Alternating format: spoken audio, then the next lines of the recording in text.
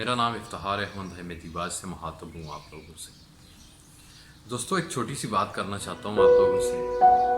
اگر آپ نے اپنے دوست اور دشمن کو پہچاننا ہے تو آپ کو سب سے پہلے اپنے سب سے بڑے دشمن کو دیکھنا پڑے گا کہ وہ آپ کے دوست کے بارے میں کیا کہہ رہا ہے۔ اگر وہ آپ کے دوست کے بارے میں برائی کر رہا ہے تو سمجھ لیجئے آپ کا دوست آپ کے ساتھ مخلص ہے۔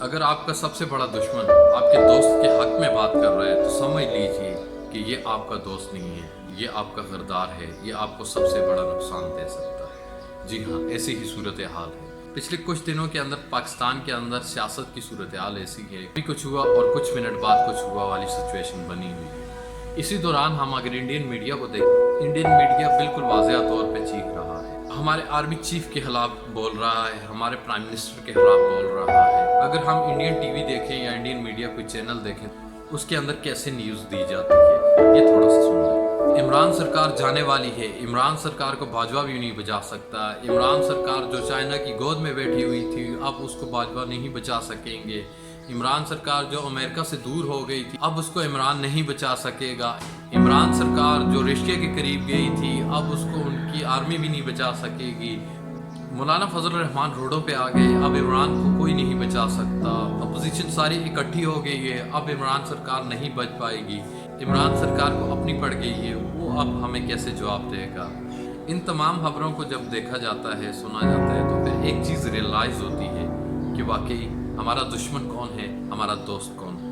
ابھی کی صورتحال یہ ہے کہ پاکستان کے ارد گرد جتنے دشمن ہیں پاکستان کے وہ سب بڑے ہوشے۔ انڈین میڈیا کی صورتحال آپ کے سامنے رکھتی ہے۔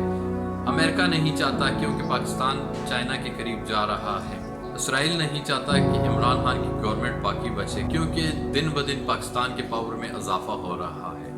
اسی طرح امریکہ، یورپ، انڈیا، اسرائیل ایسے ممالک جو ہمارے دشمن ہیں وہ نہیں چاہتے کہ عمران کی گورنمنٹ باقی رہے۔ آتے ہم اپنے ملک کی صورتحال کی طرف۔ جب ہمارے دشمن ممالک نہیں چاہتے تو ظاہر سی بات ہے ان کا اثر و رسوخ پاکستان کی سیاست میں بہت گہرا ہے، کیونکہ آج سے پہلے بننے والی حکومتیں ان کی خانہ میں بنی ہیں۔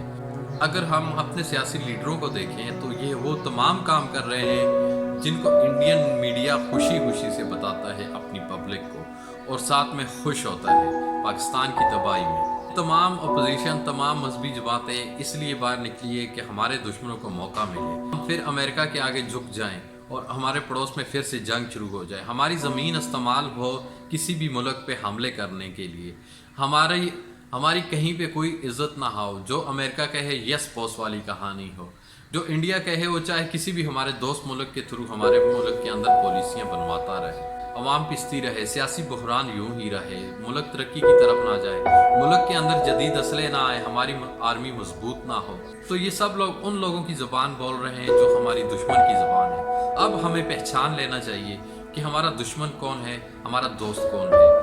اگر ہمارے دوست کے بارے میں ہمارا سب سے بڑا دشمن برا کہتا ہے تو سمجھ لیں کہ آپ کا دوست مخلص ہے۔